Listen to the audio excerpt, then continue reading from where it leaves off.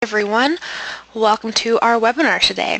The topic for this webinar is Colorado's Low-Income Community Solar Demonstration Project. This webinar is presented by the Sustainable Solar Education Project, which is managed by the Clean Energy States Alliance, also known as CESA, and supported by the U.S. Department of Energy's Sunshot Initiative. Our host for this webinar is Nate Hausman. Nate is a project director here at CESA, and we also have some excellent guest speakers with us on the line. Before I pass it over to them, I would like to go over a few quick housekeeping notes. So all of our attendees for this webinar are in listen-only mode. That means you can hear us, hopefully, but we can't hear you. You have a couple of options to join the audio portion of the webinar. You can call in using your telephone, or you can use your computer, mic, and speakers. And there are some instructions on your screen for how to do that. If you'd like to view the webinar full screen and minimize the webinar console, you can use the little orange arrow there to minimize and expand that box. A very important note, we ask that you please submit your questions throughout the webinar as you think of them by typing them into the question box on your webinar console and hitting send. We will be reading through the questions as they come in, and we will answer as many as we can at the end of our presentation as time allows. We expect to have a lot of attendees on this webinar, so we should also have a lot of questions. To make sure that we get to your question, type it in as you think of it. Don't wait until the very end. Final note, this webinar is being recorded. We will send you an email within about 48 hours with a copy of the webinar recording and a PDF of the slides. We'll also post those on our website at cesa.org/webinars.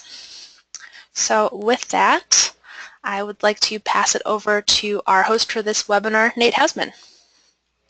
Great, thank you, Samantha. And before I turn the presentation over to today's panelists, I just briefly want to tell you a little bit about who CESA is and the nature of our work. So the Clean Energy States Alliance, or CESA, we're a national nonprofit network of public agencies and organizations working together to advance clean energy. We're mostly made up of state agencies, and you can see our members on this slide. And today's webinar is being conducted as part of our Sustainable Solar Education Project. That's, as Sam mentioned, it's a CESA-run project. It's designed to help state and municipal officials ensure that distributed solar energy remains consumer-friendly and benefits low and moderate-income households. Through the project, we're in the process and have developed a variety of educational resources for state and municipal officials on topics related to solar consumer protection and solar equitability, and the project is funded through the U.S. Department of Energy's Sunshot Initiative through their Solar Training and Education for Professionals program. So I said we've developed a bunch of resources. We've done guides, we've done webinars like this one, we've done in-person trainings. We also produce a free monthly e-newsletter, and you can sign up for the newsletter on the URL on the screen. I mentioned that we produced a series of guides. We've actually produced 6 guides on topics related to solar equitability and consumer protection. You can download any and all of them for free on CESA's website. You can see the 6 guides we've produced on this slide, but I just highlight that a couple that are particularly relevant to today's webinar. Our topic are the two at the end, bringing the benefits of solar energy to low-income consumers and consumer protections for community solar. Okay, well, with that, I should also actually just say that this webinar is part of a series of webinars we're doing on low and moderate income solar programs and program design, and we'll be doing more webinars as part of this series, and I'll share more information about another upcoming webinar at the end of this one. But let's get to today's topic at hand. Our speakers are here to talk about Colorado's low-income community solar demonstration project. I'll briefly introduce all 3 of our speakers to you now and then turn it over to them. So Joseph Pereira serves as the Director of Low Income Energy Services at the Colorado Energy Office. In this role, Joseph oversees low income energy policy, program implementation, and regulatory activities related to energy efficiency and renewable energy technologies. He currently oversees the office's development of low income rooftop and community solar offerings totaling over 20 megawatts to date. Joseph serves as a governor-appointed commissioner to the Colorado Commission on Low-Income Energy Assistance. He conducted his graduate work at the Center for Energy and Environmental Policy at the University of Delaware. Our next speaker will be from Lotus, Emily Artali. Emily has been an environmental and sustainability consultant for over a decade. She started Lotus in 2012 because she saw gaps in many of the environmental and sustainability related services being offered. Emily has worked with private companies developing greenhouse gas emission inventories, integrating sustainable practices into corporate operations, and tracking performance metrics. She received her undergraduate and graduate degrees in environmental engineering from the University of Colorado at Boulder. And our third speaker today will be Douglas Gagne, who is a project analyst at the Department of Energy's National Renewable Energy Lab, or NREL. He joined NREL after graduating from the University of Denver with a master's of business administration. He currently evaluates the transaction structures, valuation, and technical characteristics of projects spanning most conventional renewable energy technologies and brings a robust understanding of solar photovoltaic project costs and financing mechanisms. Okay, well, with that, I'll turn it over to Joseph at the Colorado Energy Office to talk about the project. Joseph, the platform is yours. Well, good morning, everyone. Good afternoon, everyone. I'm glad to speak with everyone again. I think just to set the table, as folks may know, here at the Colorado Energy Office, we've been working on issues related to low-income solar access for going on about 2 years now. We've been focused both in the community solar sphere as well as rooftop. And so today, I'm really happy to kind of start the conversation about a demonstration project that we've been working on for the better part of 2 years, and that we've recently concluded, and we're starting to be able to lay out findings and kind of really the lessons learned from this project. And so to start off, I'm tasked to kind of bring everyone up to speed to how we got to this demonstration project, and then I'm going to turn it over to Emily and Doug, who really have the interesting parts of this presentation to lay out. But first, let me just start by talking about the policy problem at hand that we have or had here in Colorado, and it's specifically around the concept of energy burden. Here in Colorado, somewhere between 1 in 4 and 1 in 5 households, experiences significant challenges in paying their energy bills, and so here in the governor's office, that was defined as a serious problem and something that we were tasked to start identifying how to overcome. As we kind of took on that policy challenge, we started doing data analysis around how do low-income customers here in Colorado spend money on energy, what are those breakdowns, and a pretty significant finding, although pretty easy to arrive at for us, was that most of the customers here in Colorado use more natural gas but pay more, or at least pay 50-50 between electric and home heating.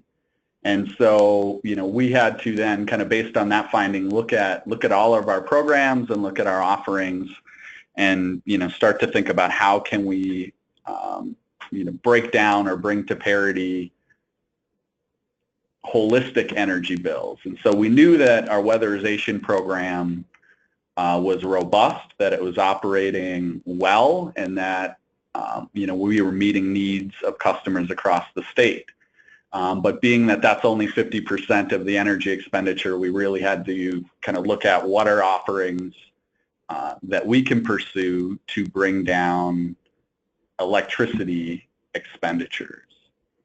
In addition to our energy burden problem, we have also identified that low-income customers here in the state have not had access to renewable energy offerings in any meaningful way. And so we had to think about, how do we take on that problem kind of parallel and connected to the energy burden problem. And so just quickly here, I wanted to lay out how we thought that we would move through this challenge. The first was we did a strong review of the legal framework related to solar and related to low-income access to those offerings. Lotus, and I don't think we'll get into this today, but Lotus was hired to do additional research for us to help understand that framework. We started to develop policy that was well-founded in need. People have heard me say, for instance, that we're not doing solar for solar's sake here in Colorado. We're doing solar to reduce energy burden. We had to think about how we could test applications and approaches, hence the demonstration project that we're going to talk about today. We had to figure out a framework for evaluation of those applications and approaches. In addition, we wanted to develop regulatory strategy and then ultimately implement results. So as part of that process, it's pretty important to understand what Colorado's community solar landscape looks like. Today, there are currently over 60 community solar projects in operation, totaling over 30 megawatts of installed capacity. These projects are distributed across electric co-ops, municipal utilities, and investor-owned utilities. To date, low-income user subscriptions are fully subscribed and are approximately 2.4 megawatts of that 31 megawatts, and they reside both in third-party developer and utility-based generation systems. And in addition, we expect that IOUs are going to greatly ramp up their community solar offerings, and hence there will be additional opportunity and need for low-income solar and low-income solar approaches. Another bit of background that I think is important for this conversation is that Colorado was the first state in the country to pass solar garden legislation, and as a key part of that, it laid out that low-income considerations must be applied in developing rural and enacting community solar. And how that low-income consideration had been interpreted was as a 5% low-income carve-out on all projects on an individual project basis. As I mentioned, the Lotus report, the link is on the bottom of this slide, but the key findings were that community solar is very active in Colorado and continues to expand and grow, that the growing market suggests there's significant potential to expand the market, and in particular with low-income customers. And we also found out that the 5% carve-out is being met in all cases, but that it actually has been, that 5% has effectively been a ceiling to low-income customer access. And as an office, we wanted to expand far beyond 5% of installed generation and create a new market class that could better address low-income access to community solar. So as part of our framework that I laid out earlier, we initiated the Low-Income Community Solar Demonstration Project. This was launched in 2015, and we granted Grid Alternatives $1.2 million to work with utility partners in particular in co-op and municipal utility territories, to develop projects that were focused on giving low-income customers in those territories access to community solar. The two overarching goals were to reduce household electric costs by enhancing low-income access to solar, and to demonstrate the scalability and viability of low-income community solar arrays. The three major sub-goals that we tasked Grid to implement was to develop over 1 megawatt of combined community solar with these partners, to serve a minimum of 300 customers, and to come to the table with a 2-to-1 match. And we're happy to say, and you'll hear this throughout the presentation, is that we have exceeded all of our goals we've exceeded the goals in each case. So with that, let me turn it over to Emily, and she can lay out the project and what we have found. Thanks, Joe. So hi, everyone. I'm Emily Artali, and my company was contracted with the CEO to look at the lessons learned and the best practices from the Community Solar Demonstration Project. And so I'll be sharing some of those with you over the next few minutes. Just waiting for this slide to advance. There we go. Okay. So energy justice advocates would say that no one should spend more than 4% of their annual income on energy bills. I don't know if it's a hard and fast rule, but it's just something that's been established. And in Colorado, about 1/3 of our households are spending too much. So they're spending above this threshold. And just to give you some perspective, ACE came out with a report that said non-low-income households spend about 2%. And so this threshold does provide some wiggle room. Also, about 11% of our population spends more than 10%. And Joe talked a little bit about this, and so we consider this, a significant concern and something. It's a call to action for us to do something about. And as Joe mentioned, about roughly half in Colorado of our utility bills are natural gas, and about half are electricity. When I say natural gas, I'm kind of lumping propane in there too. And natural gas is typically used more for the heating side, and there's lots of programs out there that address that, but there's fewer programs that address the other 50% of the bill, which is electricity. And so as Joe talked about, the CEO came up with this idea that perhaps community solar can be that service that will meet that gap and address the other 50% of the bill. So CEO partnered with Grid Alternatives to develop and implement community solar projects with 8 utilities across the state, all with municipal and cooperative utilities. Most, but not all, were located in rural areas, and most of them were located in the western part of the state, as you can see from this map here. The target was originally set to service 300 households to install 1.5 megawatts of community solar. And then the income qualification was set at 80% of the area median income. And this was chosen to be a little bit more inclusive than some of the other low-income programs that are out there, which might miss, the larger group of folks who are struggling financially. So this slide gives you a detailed look at all of the projects that were installed. So you can see that there's a range of project size from 26 kW being the smallest project to 700 kW being the largest. Here are the counties served, and if you're familiar with Colorado, you may recognize some of these. They're mountain communities and the Western Slope, Larimer and Weld. Those are probably the most urban areas, so that serves Fort Collins and the surrounding area, which is about an hour and a half north of Denver. There's a range of subscribers, so the smallest project served 9 households, where the largest served 180.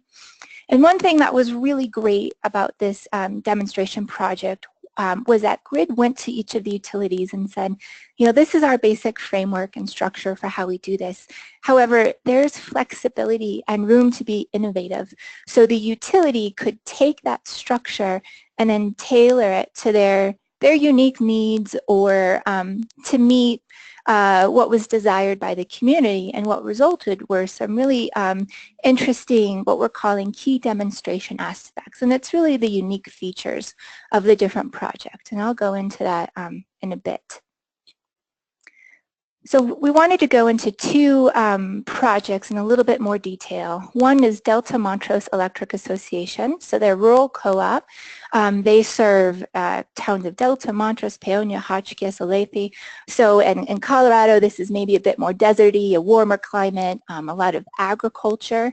It's a pretty conservative part of the state.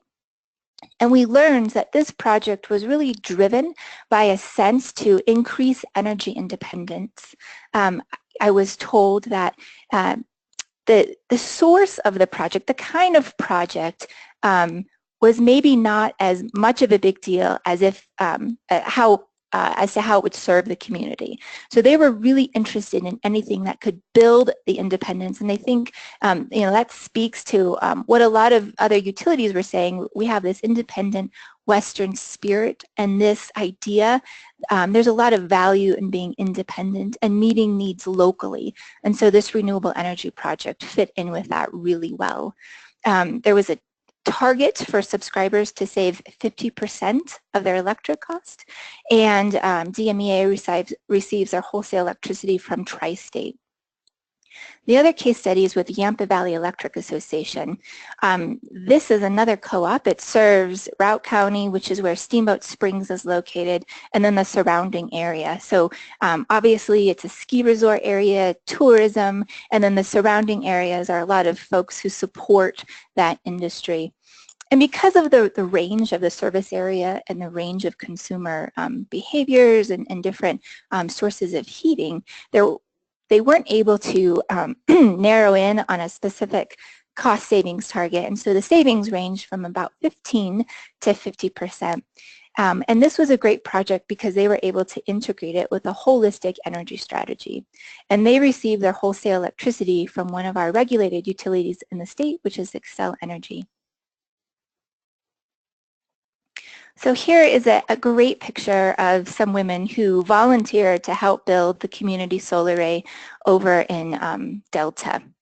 It was about 150 kW. There's about 43 subscribers. You can see the varying ranges of subscriptions. Now, Delta Montrose Electric had a contract for 20 years to offer this, but they offered individual subscriptions, so a subscription to a household for 5 years. And then once that was up, there was an option to renew it. And then the subscribers paid into this project at 4 cents per kWh, which was down from about 9 or 10 cents per kWh. Grid calculated an average anticipated savings for about $300 per year, which was about roughly 50% of electric cost. Now, in addition to serving that need of becoming energy independent, the other thing that DMEA liked about this project was the ability to lock in electric rates. So that solar payment of 4 cents will not change even though residential retail rates will increase. And so being able to count on your electricity costs into the future was a really big benefit to many of their income qualified subscribers. Here's a picture of a woman who volunteered to build the community solar array at Yampa Valley. You can see it's a similar size, 165 kW, 45 subscribers. It's a similar setup, a 5-year subscription with the option to renew. And that was pretty popular. Some utilities did a 1-year subscription or a 2-year subscription. I think we might have even had a 4-year, but 5 years was probably most popular with everyone. And Yampa Valley is looking at this holistically as part of an overall energy reduction scheme and outreach to low-income folks. And so if this is successful for them, they'll consider more projects in the future. And this quote by Diane Johnson that's shown here, I think is relevant not just to Yampa Valley, but Joe touched on it, and I think it's really relevant to most folks. We learned through subscriber interviews that most of our subscribers had always been interested in renewable energy. Most of them thought that rooftop was the only solution available to them, and there's a high capital cost. It was always out of reach, and this was the first time that renewable energy was within their reach. And so it was pretty cool to be able to offer that, and the utilities felt like they could better serve their entire ratepayer base. So with the 8 different demonstration models, we learned a variety of lessons and best practices. And there's some listed here, but if you'd like to look at the full list, I encourage you to check out the final program evaluation report, which will come out in the next month or so. So one of the biggest lessons we learned was that fixed charges had an enormous impact. I think many of us, when we look at fixed charges, they don't seem to be that big of a deal, and we kind of just overlook them. However, the way that these systems are set up is that the solar system offsets the retail rate. It does not impact fixed charges. So even if the community solar system is designed to offset 100% of usage, the most it will ever do with cost is offset 50% of the cost. And so that was a kind of a limitation we ran into. Also, some of the utilities went into this thinking we're going to save all of our members 50%. However, looking at some of the members had electric heat, some had high consumption. Some utilities made the decision that they wanted to reach a broader audience, so they placed limits on program subscription sizes, that there was really some variability in the final cost savings that were realized.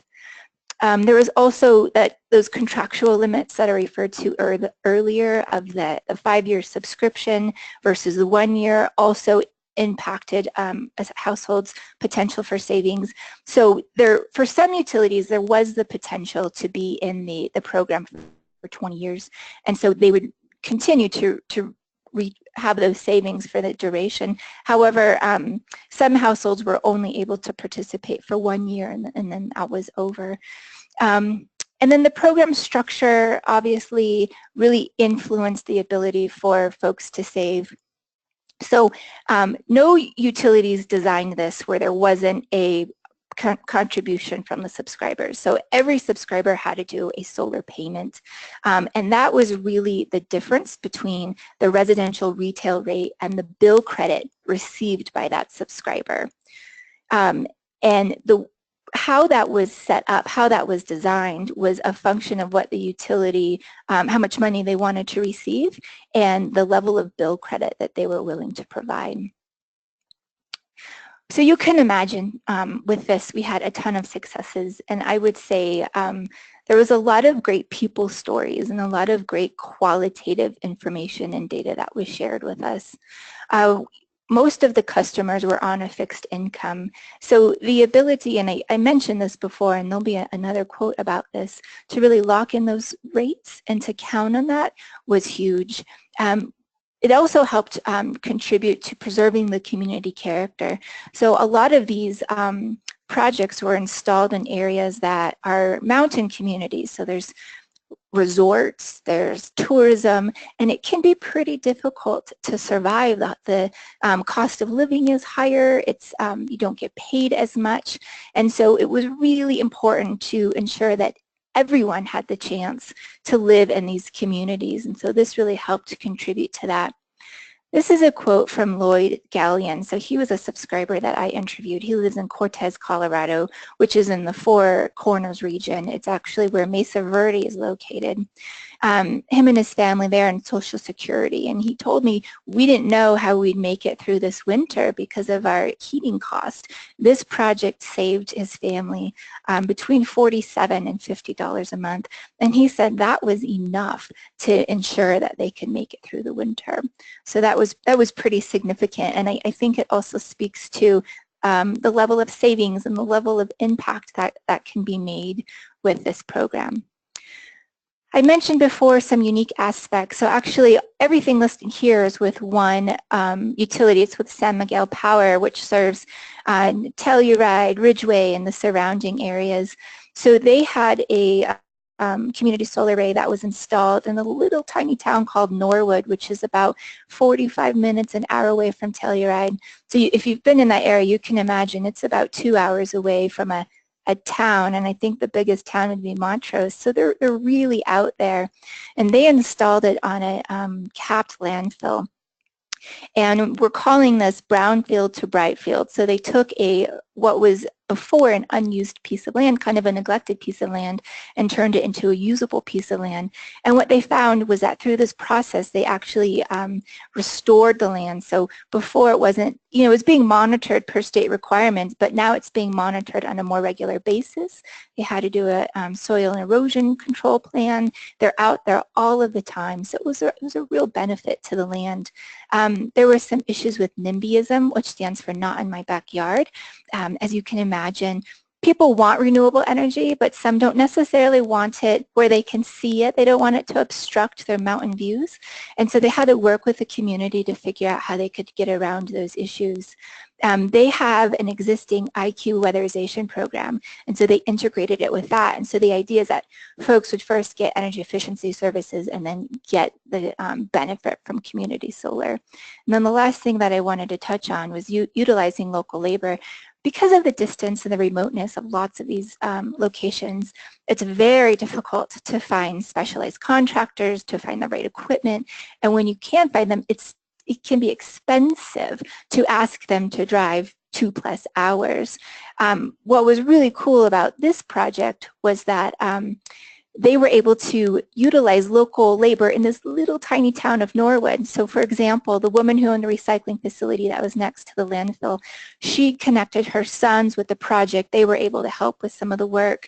One of the neighbors had some tractors and trailers. He was able to get his equipment involved. So invested in the local community and then also helped build support. Some other successes that we found, utilities were able to streamline the process and save money by installing the array on lands that they already owned. One utility had an existing community solar garden that was severely underutilized, so they were able to wrap it up into this project. Other utilities noted that some of our income subscribers may have a hierarchy of bills, food, daycare, utilities, etc. And energy bills may not always be at the top. However, under this program, late payments and non-payments is an ability to get you dismissed or to not renew your contract. And so it might have incentivized folks to bump up those energy bills higher up in that hierarchy.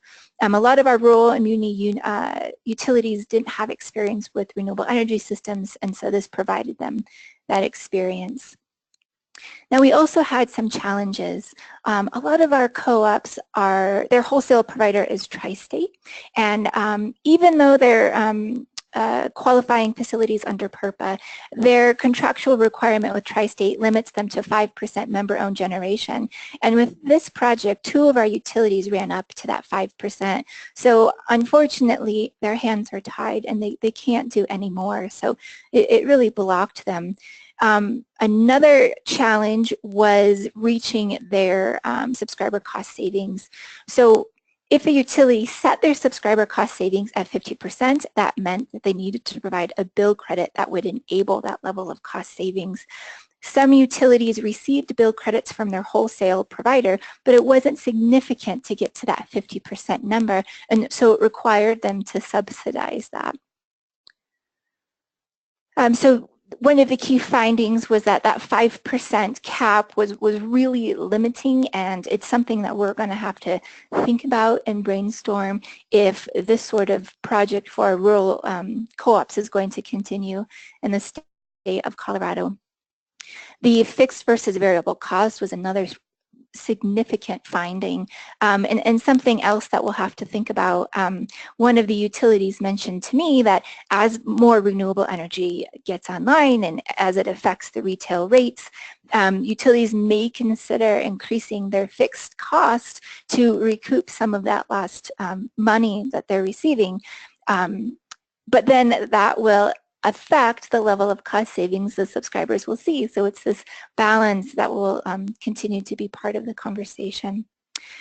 Here's another awesome picture of a family that I met with in Delta.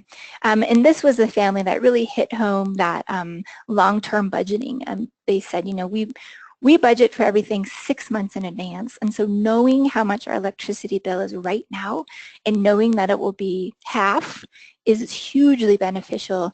And the other thing that we found was the ability to carry over credits. So we live in a very sunny state. As you've probably heard, they say Colorado gets 300 days of sunshine, which I can believe.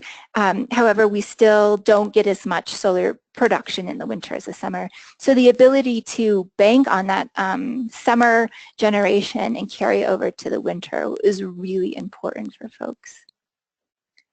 So I believe that's all that I have, and I will hand it over to Doug now. Thank you. Hi there, this is Doug, and so yeah, let me get my slide going here. Okay, so yeah, my name's Doug Gagne, and I work with the National Renewable Energy Lab. NREL, through the STAT program, contributed to this assessment by primarily analyzing these projects from a utility financial perspective. So this perspective draws upon kind of our expertise in solar finance analysis, as well as our experience working with utilities. Our goal in looking at these projects was, from a utility standpoint or a project return standpoint, how do we identify a way to structure these projects that makes them, you know, financially attractive or, you know, financially workable for utilities, and, you know, with these kind of key goals of making them cost-effective, replicable across states, and scalable into the megawatt, you know, even maybe mid-scale megawatt, multi-megawatt scale. So our focus of our analysis was finding ways for these projects to generate a slight return, you know, maybe even make utilities money, or at least avoid large financial losses so that they don't feel like they spent all this money to fund a project and then weren't able and won't ever do it again. We looked at, of those 8 projects that were already listed, 6 rural cooperatives. There is a bit more data now. These slides are updated now, where we have a bit of data about a couple of other projects that are a little different, and I'll just kind of speak to those at the end and kind of compare and contrast some of the approaches that were taken. So the methodology that we used was, we basically developed financial models of these project returns at a project level, and looked at what the returns, the revenues and costs and net incomes of these projects were under the community solar case, as well as what the cooperatives would have earned under a business as usual case. We looked at these project returns using a net present value approach, but one method, you know, a couple shortcomings of this methodology and the metric is that it's purely financial. We really, again, we're just focused on the money side of things. So, you know, these were obviously low-income community solar projects, and the focus is providing a benefit to the low-income subscribers. The point isn't to make a ton of money doing that necessarily, although that would be the ideal. The focus is on how to do that replicably and scalably. So that's just a quick note on the methodology. The last thing I'll note here is, you know, because these cooperatives aren't for-profit entities, they don't function in the same way of identifying, you know, a targeted return. They may have a cost of capital, but they don't necessarily have a target return for their shareholders, and, you know, returns are different for them. So that's just a quick note. We talk in project return terms for the rest of the presentation, but I just wanted to kind of keep that in the back of people's minds, is that we're really looking at cooperatives here that are, you know, regulated differently than a for-profit utility. So diving into the project results, here's kind of a summary of what these low-income community solar projects earned at a project level basis in net present terms. The key finding here is that the CEO funding, which ranged from 60 cents per watt to $3.75 per watt, and on a percentage basis, that was, you know, between about 40% to 100% of the project cost, played a crucial role in making these projects economically viable. And without that funding, these projects generally didn't earn a positive return. The reason for the range in funding is that there were really large differences in project size. The $3.75 watt project was much smaller, whereas the 60 cent per watt subsidy project was much larger. I'll also kind of point out utilities 5 and 6, which are a little bit different than that trend. The reason for those differences is that utility 5, the blue bar with CEO funding and without CEO funding was positive both ways. That was because the subscriber discount provided was relatively small at about 15%, and that means that subscriber discount was, the subscriber paid 85% of what they would have, so the utility was still seeing most of that retail revenue, whereas utility 6 provided a 55% discount from their retail rate, so they saw considerably less revenue from those subscribers. The last thing I'd note is that the cooperatives did contribute significantly to these projects, both in terms of money and time and labor and interest, and they provided land for the solar system. They did also outlay a certain amount for the project, so they spent money up front to purchase these systems, and that's the last thing I'll note on this slide is that all 6 cooperatives that we looked at actually purchased and owned these systems, and that will be important in a moment.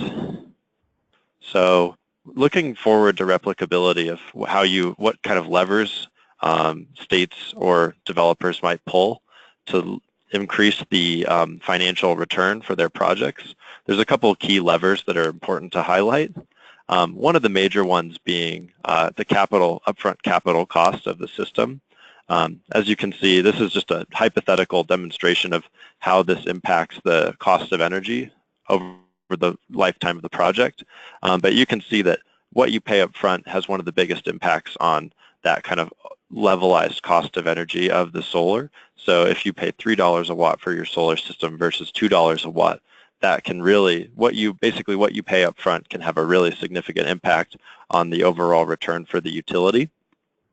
The second most important, and I'll talk about this a lot, are the availability and the ability to utilize the federal tax incentives and the ability of those to really reduce the overall cost of solar as well. Financing is also an important piece. In this case, the utilities did not use debt financing, so I won't go into too much detail there, but that's another kind of key lever that we did look at. And then finally, the subscriber discount, the amount reduction that the low-income subscribers paid or received a credit on their bills was also a key driver. So, and then the last point I wanted to make is that, these are all kind of cost and upfront capital cost reduction pieces, but the utility returns are also a large part of what that net income picture looks like at a project level. So pulling those levers for these projects, we looked at those pro formas on average and in aggregate and looked at what happened if, basically a sensitivity analysis of what would have happened if project costs had been cheaper or they could have used the tax incentives and so on. So for the capital costs, we looked at what all of the projects paid in terms of their system price, and then looked at how their net incomes would have changed if project costs had been up to 50% lower. So in the most extreme case, if project costs had been half of what they paid, that would have resulted in an increase of up to $50,000 in the project returns, which is about 50%. The reason that's not larger is that CEO partially subsidized the upfront cost, so CEO would have also seen that reduction in savings. So if a utility had gone and purchased this system for its full 100% of its system price, it would have seen a larger increase in those returns from the reduction in capital costs. Second, and this is a piece that I'll spend a little more time on, is because the cooperatives that we looked at were not taxable entities and purchased these systems, they weren't eligible to receive the federal ITC or the maker's depreciation. And just as a quick summary, if people don't know what those are, the ITC is a tax credit for 30% of the project cost, and then the maker's is basically a tax benefit that allows you to depreciate that project cost and take that depreciation up front in the first 5 years. And both of those are tax benefits, basically. So if you aren't a taxable entity, you don't have much use for them. If you could have, if these cooperatives had been either taxable entities or if a different utility was taxable, or I'll get into this at the end, if these entities had partnered with a taxable entity that could utilize those tax incentives, the project returns can increase by almost more than 100%. These incentives are really can help drive projects. So that average increase in the net income of the projects would have been about 123,000. And the reason that's so helpful is that can enable utility projects to offer bigger subscriber discounts in the future. So, for example, if these cooperatives had been able to utilize these incentives and increase their returns by 123,000, that could have potentially enabled them to offer a higher subscriber discount. So basically pass on more savings to the subscribers while still seeing kind of a same level of return and a same level of net income, change in net income from their perspective. I do have kind of another slide demonstrating how that subscriber discount can impact the net returns of a project. So although capital costs are important, the revenue side is also important. And the key takeaway here is basically the larger the subscriber discount that a utility provides, that will reduce their overall revenue on the project. And to kind of unpack that a little more, looking at a business as usual case, I'll just jump to the slide to demonstrate it. Looking at a business as usual case, the cooperative is going to charge their standard utility rate and make their standard revenues. Under the community solar case, in this case, and these are the average cash flows across the projects, the utilities spent money upfront on the capital cost to build the system, but then they were receiving less revenue from years 1 to 20 under the program. So they will be basically receiving smaller revenue than they would have if they had just continued to charge standard rates. Now, it's important to note that, again, these aren't necessarily you're not setting out to be a moneymaker. You're setting out to provide a benefit to low-income subscribers. So the important piece to keep in context with all of this is you have to look at what that decrease in net income is on an annual basis, which I'll jump to. And that decrease in annual income on an annual basis was about $10,000 a year. So really the next step of our analysis is looking at, how do we shorten that number? How do we utilize these tax incentives? How do we find other value streams? And how do we cut costs on these so that that shortfall gets smaller and these are more better returns at a project level? But also we want to look at maybe $10,000 a year in lower utility net income. Really, if you compare it to bill assistance that you're providing every single year, or weatherization programs where you have an upfront cost and then you're providing that benefit, we want to look at how the costs and returns on those savings benefits to subscribers compare from a low-income community solar perspective versus weatherization versus bill assistance. So that's something that we'll be looking at in the future. Finally, trying to kind of pull everything together, what we wanted to look at was what would it take for these projects to kind of earn the same return as if they hadn't done the projects at all? So, i.e., if you're a utility and you're really concerned about having zero shortfall versus charging your standard retail rates to your subscribers, what could you do to still provide some benefit but basically kind of break even versus what you would have received? And that break even was basically if the utilities could take advantage of the tax incentives, they would be able to kind of provide a 10% and maybe 10 to 15%, depending on the utility, discount to subscribers, the low-income subscribers, while still breaking even versus what they would have earned. Now, it's important to note that 10% may not really meet policymakers' objectives, and it may not really, substantially reduce energy burden. So again, our kind of next steps and what we're trying to look at are what other sources of funding could be available, how do you reduce the upfront capital costs of systems, and what other innovations would be required to basically meet the hurdle of these blue bars. So for example, if a utility under this model wanted to meet a 40% savings, their kind of hurdle of whether either a utility would be willing to take on this 146K of lower net income over the 20 years, or what could we do to kind of reduce costs to shorten that gap and make that financially palatable to both the subscribers and the utility. So that's what we'll be looking at in the future.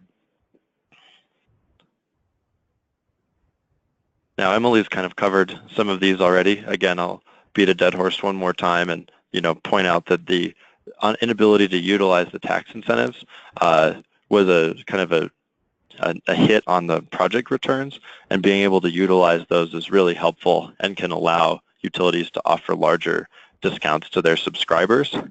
I think Emily did a great job already describing the tri-state limitations in terms of the 5% cap. One other financial limitation on cooperatives that were under the wholesale agreement with Tri-State was that they are basically under a take-or-pay contract, which means that although they built this solar asset, when their solar asset generates electricity and offsets power that they would have needed to buy from Tri-State, they pay Tri-State for that power anyways. So they basically bought a solar system and still have to pay the same amount, so they aren't seeing the wholesale cost savings that you would expect them to. So that was another kind of hit to the project economics. And then finally, no external financing was utilized by these projects. Utilizing project debt could reduce the upfront amount of capital that these cooperatives are required to put in. In this case, the cooperatives had capital reserves that allowed them to, but to enable other cooperatives that maybe don't have capital reserves laying around for projects, project debt may be a way to allow them to participate and also potentially generate better project level returns with the acknowledgement that there's additional project risk. Finally, as I discussed before, we want to look at the effectiveness, cost effectiveness in particular, of low-income community solar in terms of that change in utility net income versus other projects that don't really generate revenue for utilities. So as we were talking about, the utilities are still getting a payment from the subscribers. They're generating revenue from these projects. Other types of projects such as bill assistance, that's kind of an annual cost where they're providing that bill assistance to subscribers, or weatherization, where they're, again, upfront cost to increase efficiency of a home. We're looking at how those two kind of numbers compare, and is there a better way to leverage these investments to assist the same target population and stretch those dollars further. And again, from a replicability across state standpoint, we really want to explore the impact of wholesale provider arrangements and wholesale costs on low-income community solar project viability. So, for example, looking at different states or different communities where cooperatives have high wholesale costs or have high demand charges may be really promising financial avenues for future low-income community solar development. And I will very quickly just speak kind of off the cuff about one additional project, which was the Poudre Valley Renewable Energy Project, or Rural Electric Association project. And they did a large 700 kilowatt dedicated to subscribers, but over megawatt size project as well. And I just wanted to highlight a few key innovations that they did, just to kind of offer a contrast to the approach that was utilized by these 6 cooperatives. So under that project, PVREA, the cooperative, basically developed the project, but they did have a taxable entity. It was a taxable subsidiary that they wholly owned.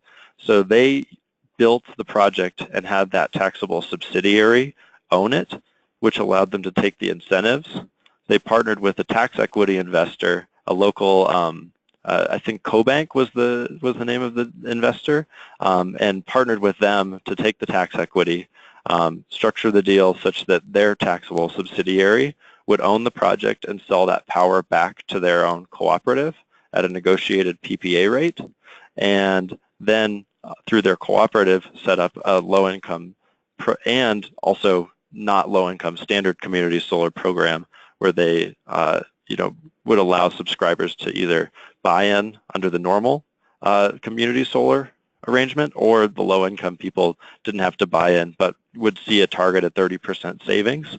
And they also structured that program to be flexible, where they could adjust the basically the credit and the subscription size throughout the program so that they could maintain that 30% for the low-income subscribers. And from a quick interview with them, they were there was kind of more upfront work and definitely larger transactional costs associated with doing that, but they were really pleased with how it came out financially. We haven't done the full analysis of it, but I just wanted to kind of add it as kind of as an alternative approach that was developed and was a really great success story. So with that, there are a few kind of state policy discussion items. I think we've covered a good number of them. Maybe we can just, I think this is the last slide, and maybe we can leave them up as a segue into the question and answer session if people have reactions to this. But other than that, I'll hand it back over to Nate to transition to the question and answer session. Thank you. Great, thank you, Douglas, and thanks to Emily and Joseph for your presentations. Your presentation stimulated lots of good fodder for questions, and I will direct questions your way. But before we do that, I just want to remind folks that you can type questions into the chat box as we go. We also have a couple other people who are answering questions on the line. And so I just wanted to let folks know that in addition to the speakers, we also have Gillian Weaver from the Colorado Energy Office and Alexandra Asnar from the National Renewable Energy Lab, as well as Tom Fagel from Grid Alternatives, who helped implement, Grid Alternatives helped implement the project. So they can help fill out and flesh out some answers. So we've got lots of great questions. I'll get to as many of them as we can. We will do this until 1/4 the hour. So this webinar will go till 1/4, and then we'll wrap up then. Okay.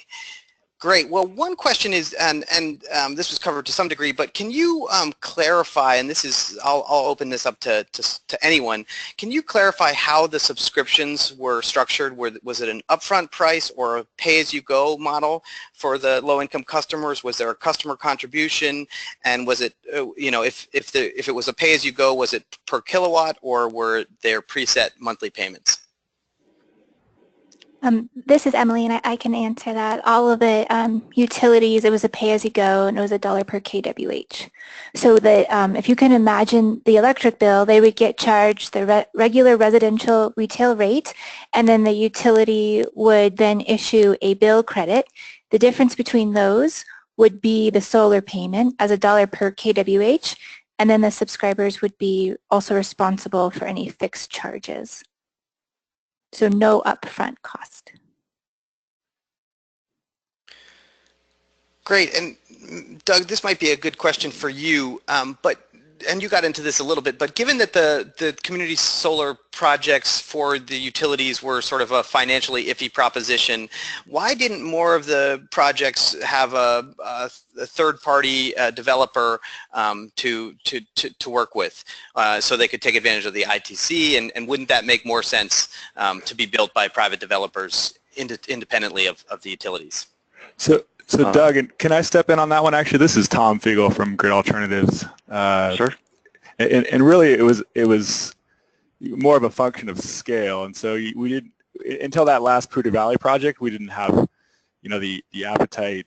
Well, the Poudre Valley project was a 2 megawatt project. We were able to structure debt and equity for that project. When you're talking about the transactional costs associated with setting up a debt and equity for a 26 kW project, it doesn't really pencil out. So it was really a function of scale, and that's one of the key messages that we're trying to push as well is how can we kind of aggregate the demand from these types of projects, or work with a PPA model and some larger scales to bring in tax equity. Yeah, absolutely. That's dead on with everything I would say. This is Joe. I might add one thing related to the framework of the demonstration itself.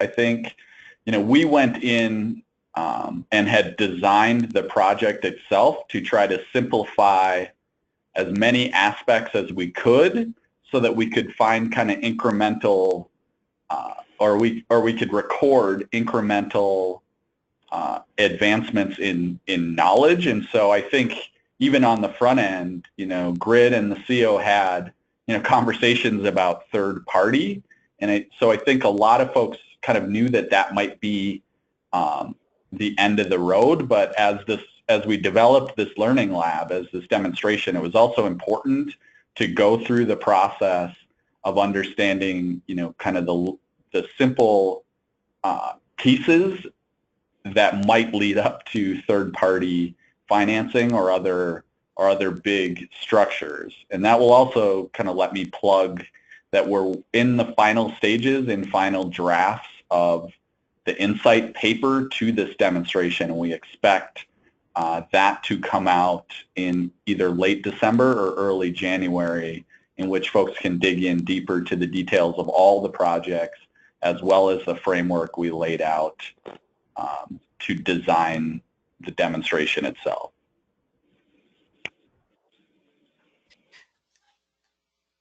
Great, thanks. Another question, and actually, Tom, you might be best positioned, or well, I'll just open it up. During the webinar, it was mentioned that the project was structured in partnership with a weatherization provider. Can you describe how that worked and what exactly was provided? Joe, do you want to take the first stab at that? Sure. I think one of the, areas that we were kind of most focused on understanding is how to reduce soft costs. And so here at the CO, in addition to this project, we also run the state's weatherization program. And so it was really the intent that all customers that received solar shares have also received energy efficiency. And so that took place in two ways. One is, wherever possible, we've tried to use previously weatherized customers to kind of provide hot leads for Grid to subscribe customers to community solar. If that was, and the other avenue we used was, a lot of the local utilities have their own weatherization projects as well. So if they weren't using customers from our previously weatherized list, they were using customers that received energy efficiency or bill assistance in their own programs to subscribe them to their system. And Joe, this is Emily. I'd like to add to that just a little bit. So in addition to CEO's weatherization, there was another organization that has so there's weatherization that CEO does, and then there's another energy efficiency program for income qualified. So the idea is you put folks through that first, and then you put them through low-income community solar. So hopefully with weatherization, you're reducing electricity and natural gas costs by maybe 15%, maybe with this by 50%. And I think it's a growing trend as I speak to more and more utilities throughout this project and just in other work throughout Colorado. I think it's something we will continue to see happening. I mean, it's a very obvious blend, and it's powerful. It also streamlines a lot of the outreach and marketing, because you already have a list of folks that would be eligible for the program and interested in the program.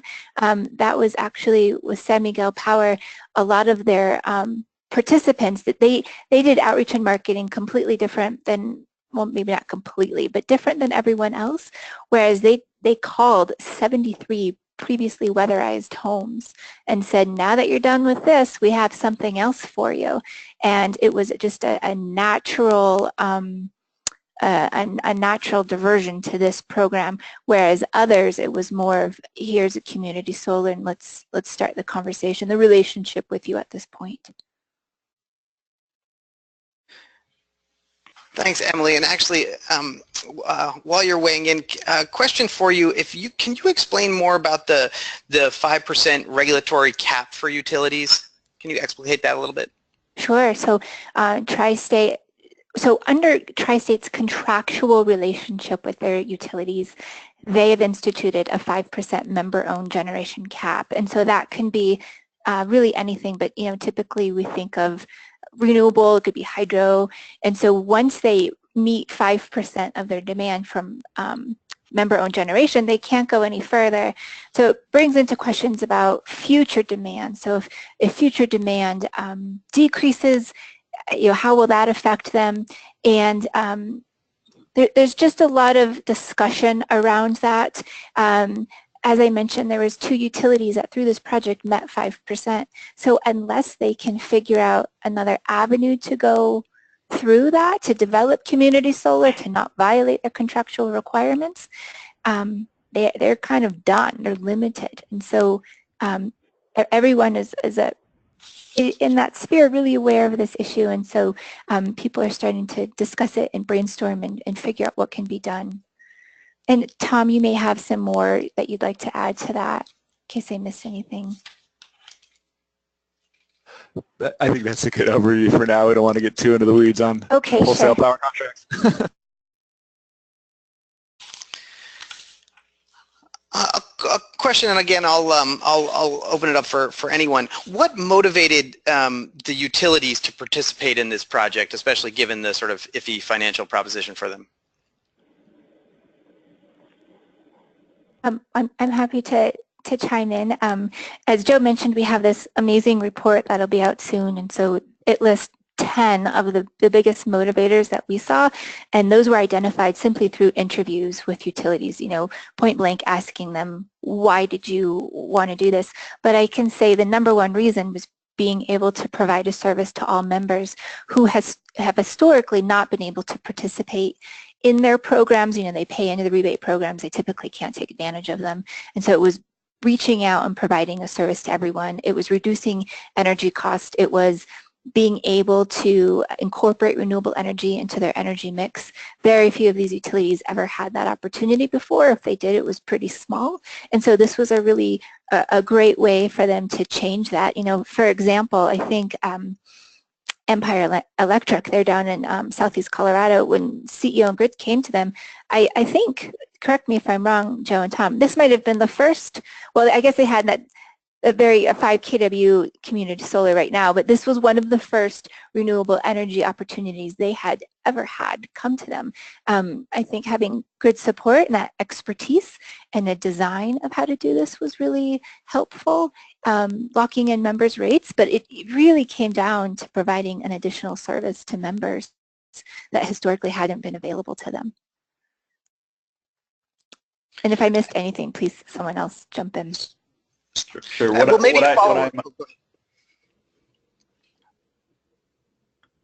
I might add too is, I think it's important to remember that the co-op business model is different than a revenue-driven investor-owned utility model, and so it really does round back to what Emily said, that they have this member focus and that they're trying to design programs that are member responsive. And so what that may mean is that gross collections go down, but that there are other value benefits within the member co-op model that have increased.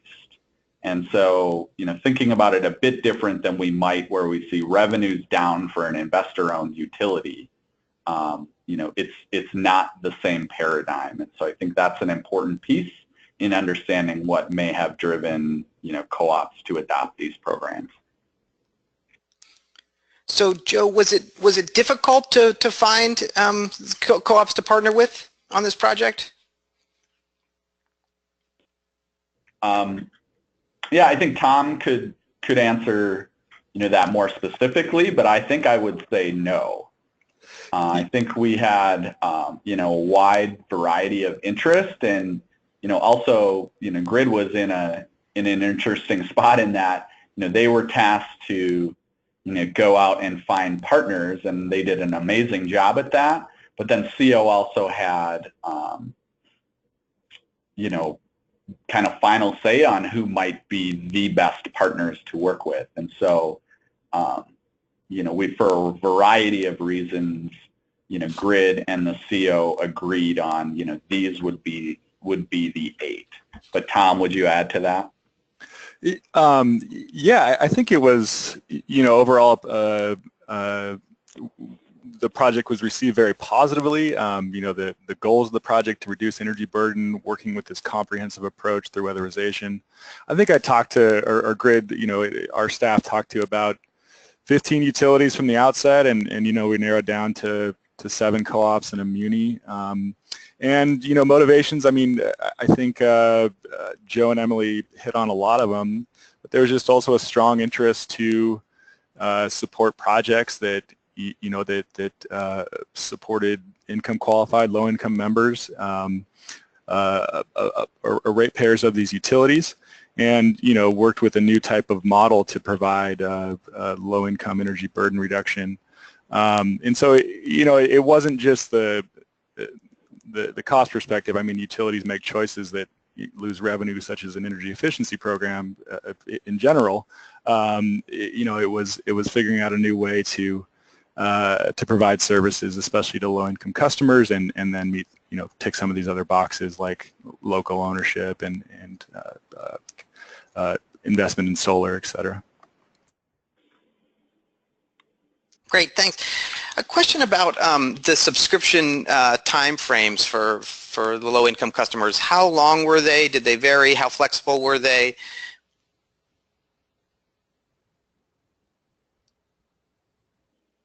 I think Emily mentioned it, but one was the shortest, and that was Holy Cross Energy, and 5 years the longest. And most of them you could renew. So conceivably, some households could be in it for 20 years. I remember Grand Valley Power, their subscriptions were 2 years, because they had the idea that you may not be income qualified forever. So let's continue to requalify you, and if you continue to be income qualified, we'll continue to help you. But if not, let's get more people into the program. And it was really a function of how many folks the utilities wanted to reach in that scope. More people or fewer people and a deeper impact. But Tom, it was always the utilities' decision to structure it that way, correct? We came with some of our lessons learned from a project the one project we'd done previously in this model.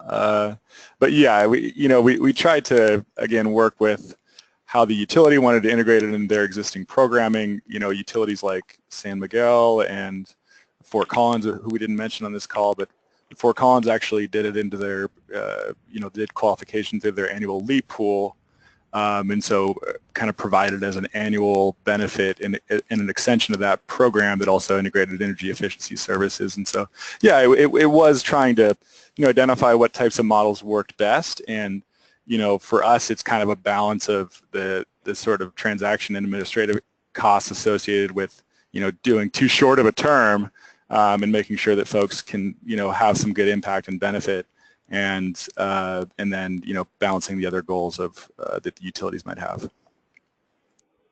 Gotcha. So did you have a sense, was customer churn and cycling people in and out of the program either voluntarily or because they may not have been income qualified? Again, did that pose an administrative challenge to get it for the utilities? It's, certainly one of the advantages of a utility-led program versus a, more third-party driven program is, as far as customer acquisition goes, is, you have all the customers, you have existing programs. And so kind of working with that partnership certainly helped to reduce the soft costs, associated with customer acquisition. And our team, has supported the front end. We don't have projects, that have had to churn yet, but typically we'll kind of manage a small wait list, and I've seen a lot of good response and demand for projects, and not too much administrative burden to kind of keep folks plugged in. Great, thanks. Well, we've got a lot more questions. This simulated a really good conversation, and unfortunately we won't be able to get to all of them because we're already very close to 5:15 now, but I do want to just thank all our speakers and all the folks that we've got on the line answering questions, and all the audience too for asking great questions. There will be an analysis that will come out as was mentioned, and we will certainly make the recording of this webinar and the slides available too after the fact. So thanks again to our speakers for today. I also just want to let folks know that as Doug mentioned, some of the program evaluation that you saw that was performed by the National Renewable Energy Lab happened through their Solar Technical Assistance Team, or their STAT network. And that's a network that provides technical assistance on solar policy and issues for state and local governments. So if you're part of a public entity and are interested in pursuing technical assistance, there's a link on this slide, and you can apply through the link on your screen and find out more too. There's also some resources available as well. And then I want to let you know that we have another webinar that's actually part of a two-part webinar course on low and moderate income solar policy and principles. That's going to happen Friday, November 17th. It's 2 hours, but we'll separate those out into half-an-hour segments after the fact as well, and so you can find out more on the link on this screen. So thanks again. I'll turn it over to Samantha for a closeout. Thanks, Nate, and thank you everybody for joining us for this webinar today. As Nate said, we do have an upcoming webinar. You can sign up on the Sustainable Solar Education Project webpage. You can see the link for that on your screen. There's also some contact information and links where you can continue to follow CESA's work. So thanks everybody. We hope to see you at the next webinar.